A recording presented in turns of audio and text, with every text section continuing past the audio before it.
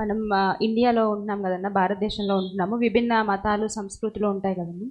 So అందరితో మనం కలిసి ఉన్నప్పుడు వాళ్ళు మనకి హ్యాపీ క్రిస్మస్ చెప్తే మనం హ్యాపీ పొంగల్ అలా చెప్పచ్చా, క్రైస్తవులు చెప్పచ్చా అనే ప్రశ్న చాలా మందికి ఉంది.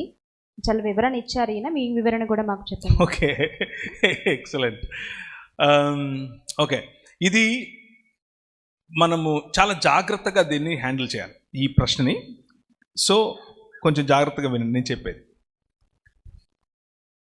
మనిషిని మనిషిగా చూడమని బైబిల్ చెప్తోంది. హిందువుగా చూడమని, ముస్లింగా చూడమని, క్రైస్తవుడిగా చూడమని చెప్పట్లేదు. మనిషి దేవుని స్వరూపమందు దేవుని పోలిక చొప్పున ఉన్నాడు. క్రైస్తవుని పోలిక చొప్పున, హిందూ పోలిక చొప్పున, ముస్లిం పోలిక చొప్పున లేడు. అందరికీ దేవుడు ప్రతి మనిషి ఎవరైనా సరే దేవుని స్వరూపము, దేవుని పోలిక. ఒకడు సంతోషపడుతూ ఉంటే ఆ సంతోషంలో వాడిని అభినందించడం, వాడితో పాటు సెలబ్రేట్ చేసుకోవటం తప్పేమీ కా, ఏ తప్పు లేదు. అయితే దాని వెనకున్నటువంటి మతపరమైనటువంటి ఆలోచనలతో ఏకీభవించకుండా చేయాలి. మళ్ళీ చెప్పనా, సంతోషంలో పాల్గొనాలి, కానీ మతపరమైనటువంటి ఆలోచనలు, విగ్రహపరమైనటువంటి ఆలోచనలతో పాల్గొనకుండా చేయాలి. ఆరాధన. విగ్రహపరమైనటువంటి ఆలోచనలు అంటే ఏమిటంటే, ప్రతి విగ్రహము ఒక భావజాలంతో వస్తుంది. ఉదాహరణకు హోలీ అంటే ఏంటి? తెలుగు ఇంగ్లీష్ హోలీ కాదు, హోలీ పండగ. హోలీ కాదు, రంగులు కాదు, రంగులు బైక్ కనిపిస్తాయి. దాని వెనకున్నటువంటి భావజాలం ఏమిటంటే, హోలిక అనే ఒక స్త్రీని కాల్చి చంపిన దినం అది. మళ్ళీ చెప్పనా, హోలిక అనేటటువంటి ఒక స్త్రీని దహించినటువంటి, హోలికా దహన్ అని ఈ రోజుకు కూడా ప్రతి హోలీ పండుగ రోజు చేస్తారు. Do you agree with it? ఒక స్త్రీని నడి రోడ్డున కాల్చి చంపడం, కిరసనాయలు పోసి హ్యాపీ హోలీ అని చెప్పగలమా?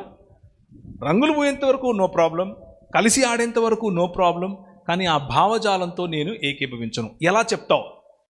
Be creative in doing that. ఆలోచించి నీ నీ నీ భావజాలాన్ని, నేను దాంతో ఏకీభవించను, కానీ నువ్వు సంతోషంగా ఉండడం నాకు ఇష్టం, నీతో పాటు నేను సంతోషంగా ఉంటాను అని చెప్పే పరిణతి నీలో రావాలి. It's a very thin line, చాలా థిన్ లైన్. ఇంకో పాయింట్ ఏంటంటేనా, ఇప్పుడు అది చేసే వాళ్ళకు కూడా చాలా మందికి ఆ హోలిక అనే దాని గురించి తెలియదు. ప్రతి ఒక్కరు చేస్తారు. ఇప్పుడు చేసేవాళ్ళు, సెలబ్రేట్ చేసుకునే చాలా మందికి కూడా పాత హిస్టరీ, ఓకే, అది ఎలా పుట్టింది, ఎందుకు సౌత్ ఇండియాలో తెలియదేమో కానీ అని ఇక్కడ మహారాష్ట్ర మొదలుకొని కాశ్మీర్ వరకు హోలీ యాక్చువల్గా నా చిన్నప్పుడు సౌత్ ఇండియాలో ఎక్కడ ఎవరు చేసేవాళ్ళే కాదు. అవును, హైదరాబాద్లో మాత్రమే చేసేవాళ్ళు. ఇప్పుడు వస్తుంది. కానీ హోలీ రోజు ఏం చేస్తారంటే, హోలిక అనే ఒక మొద్దు పెట్టి దాని మీద కిరసనాయలు పోసి కాలుస్తారు. అంటే హోలికా దహన్ అంటారు. వద్దులండి, హోలిక పక్కన పెట్టేద్దాం. విజయదశమి ఏం పండగది చెప్పండి? సంక్రాంతి? అదే సార్. దసరా అంటే అర్థమేంటి సార్? దేవి నవరాత్రి. నీ కాలం. దసరా అంటే 10 తలకాయలోని చంపిన దినమయ్యా. దశహర. పండగలన్నీ చంపినందుకే చేస్తారు. మీకు అర్థమవుతుందా? సంక్రాంతి ఒక్కటే మన పండగ. ఎస్, మనకు కూడా ఉంది హార్వెస్ట్ ఫెస్టివల్. బైబిల్ గ్రంథం చెప్తోంది కోతకాలపు పండగ సంక్రాంతి. సంక్రాంతి అన్ని సంస్కృతుల్లో ఉంది. దీని వెనక ఏ విగ్రహము లేదు, ఏ దహనము లేదు, ఏ రావణాసుడు లేడు, ఏది లేదు. అర్థమవుతుందా? ఇది మనం తెలుసుకోవాలి, తెలుసుకొని చెప్పాలి. నాకు ఒక చిన్న వ్యాపారం ఉంది. అందులో ఒక 50 మంది నాకు ఎంప్లాయీస్ ఉన్నారు. నా ఎంప్లాయీస్లో ఓన్లీ క్రైస్తవులే ఉంటారా? నో, హిందువులు ఉన్నారు, బౌద్ధులు ఉన్నారు, ముస్లింలు ఉన్నారు, ఏ మతం చెందినోళ్ళు ఉన్నారు, మూగోళ్ళు, చెవిటోళ్ళు కూడా ఉన్నారు. అంటే వాళ్ళకు పెద్దగా రిలీజియన్ పట్ల ఇది ఉండదు. వాళ్ళ కమ్యూనిటీనే వేరు. నేను దీపావళి వస్తుంది. దీపావళి వస్తే ఒరే నాకేం సంబంధం అనను. I'm their leader. నేను నా దగ్గరికి వస్తారు, సార్ మా పండుగ సార్ అంటారు. నా వాట్సాప్లో హ్యాపీ దివాళీ అని పెడతారు, అందరు పెడతారు. పెట్టినప్పుడు అందరిది అయిపోయిన తర్వాత ఆఖరిలో నేను ఒక చిన్న రైటప్ రాస్తాను. ద లైట్, వెలుగు అంటే ఏమిటి నా పర్స్పెక్టివ్లో రాస్తాను. నా పర్స్పెక్టివ్లో రాసి ఇటువంటి వెలుగు, నేను ఆబ్వియస్గా వెలుగు అనగానే యేసుప్రభు గురించి రాస్తాను కదా, తెలియదు ఏముంది మీకు. ఆయన పేరు తీయకపోయినా ఆయన గురించే రాస్తాను. ఆయన గురించి రాసి దేవుడు అన్న పదం చాలా స్పష్టంగా వాడతాను. God is the true light. ఆయన నిజమైన వెలుగు. మీ జీవితాలలో అటువంటి వెలుగులు మరిన్ని రావాలని మీకు నేను మీ పండుగ శుభాకాంక్షలు తెలియజేస్తున్నానని చెప్తాను. ఆయనతో ఏకీభవించట్లేదు, కానీ సంతోషంలో కూడా ఉన్నాను. అర్థమవుతుందా? అంటే నా ఉద్దేశం ఏంటంటే, మనం భారతీయులం, ఫస్ట్ భారతదేశంలో బ్రతుకుతున్నాం.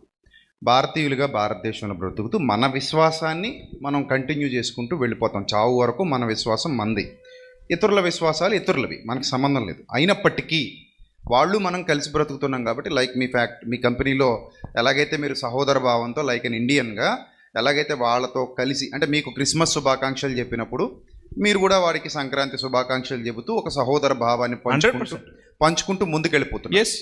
దీన్ని కూడా కొంతమంది భూతత్వంలో చూసి, అరెరే నీ క్రిస్మస్ శుభాకాంక్షలు చెప్తే నువ్వు స్వీకరించవచ్చు, కానీ వాళ్ళకు నువ్వు సంక్రాంతి శుభాకాంక్షలు చెప్పరాదు, చెబితే నువ్వు ఏకీభవించేసినట్టే, వాళ్ళ వర్షిప్ నువ్వు చేసేసినట్టే అన్నట్టు. ఇప్పుడు అలా అనుకున్నప్పుడు వాళ్ళు క్రిస్మస్, సంక్రాంతిలో వర్షిప్ ఏం లేదు ఉందనుకుందాం, కాసేపు ఉందనుకుందాం. ఇప్పుడు వాళ్ళు క్రిస్మస్ శుభాకాంక్షలు చెప్పినప్పుడు మరి వాళ్ళు క్రిస్మస్ చేసేసినట్టే, క్రీస్తుని వర్షిప్ చేసేసినట్టే అనడానికి లేదు కదా. నా పాయింట్ అది. మనం అంటే ఇతరుల్ని ఎందుకు బాధ పెట్టాలి? అంటే తప్పైతే ఖండిద్దాం, తప్పైతే వద్దని చెప్పేద్దాం. తప్పది, దానికి మనం వద్దు, దానికి మనం సపోర్ట్ చేయొద్దు, తప్పు చేస్తున్నారని చెప్పేది. ఉదాహరణకి కొన్ని చోట్ల జాతరల పేరుతో ఆడవాళ్లతో అర్ధనగ్న ప్రదర్శనలు, నృత్యాలు చేయిస్తుంటారు. బరాబర్ 100కి 100%, 200% ఖండిద్దాం. తప్పురాది అని చెప్తాం. అది తప్పది. ఇప్పుడు దేవత పేరిట జాతర చేస్తూ ఏంది ఈ చెత్త పనులు?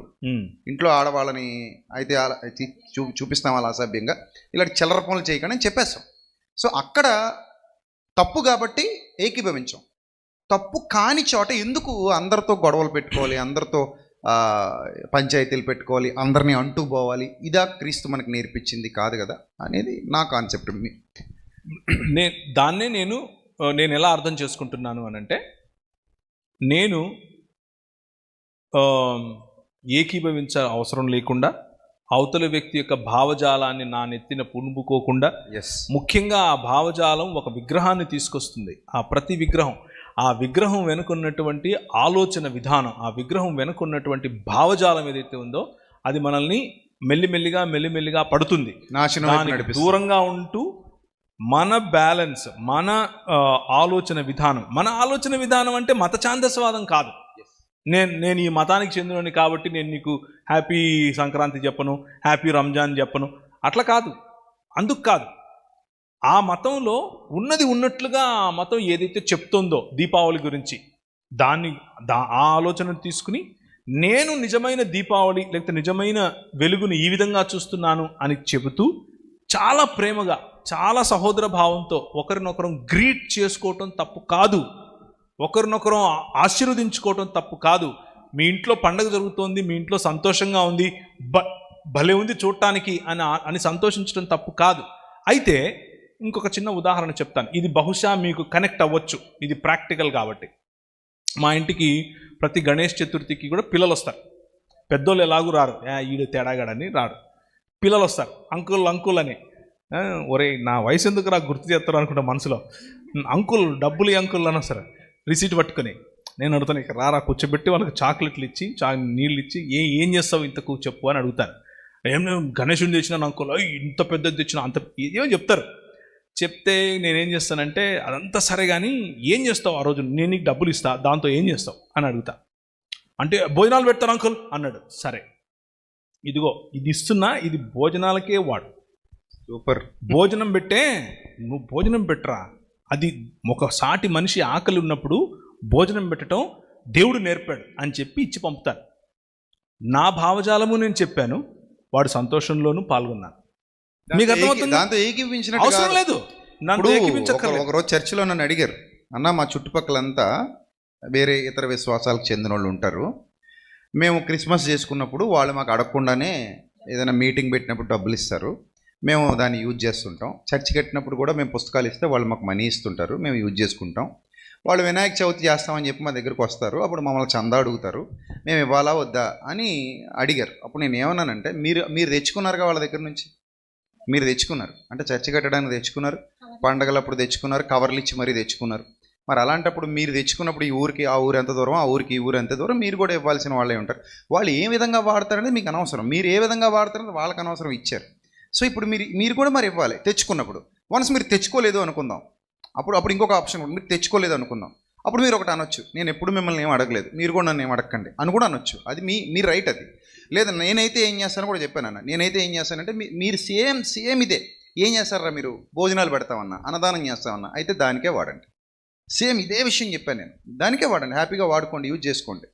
అలా ఇచ్చినందువల్ల ఆ విశ్వాసంతో కానీ లేదా జరుగుతున్న కార్యక్రమాలతో కానీ, లేదా ఇందాక చెప్పినట్టు ఆ జాతరలో చేసే అర్ధనగ్న నృత్య అన్ని చోట్ల చేయరు, అవి కూడా ఎక్కడో అక్కడక్కడ కొంతమంది చేస్తుంటారు, వాటితో కానీ మనం ఏకీపించినట్టు కాదు కదా. ఎందుకు ఇంత చేయొద్దు, అలాంటి వాటికి మనం సపోర్ట్ చేయొద్దు, అలాంటి వాటికి డబ్బులు ఇవ్వద్దు, అలాంటి వాటి చోటుకి వెళ్ళొద్దు, అలాంటి వాళ్ళని ప్రోత్సహించొద్దు.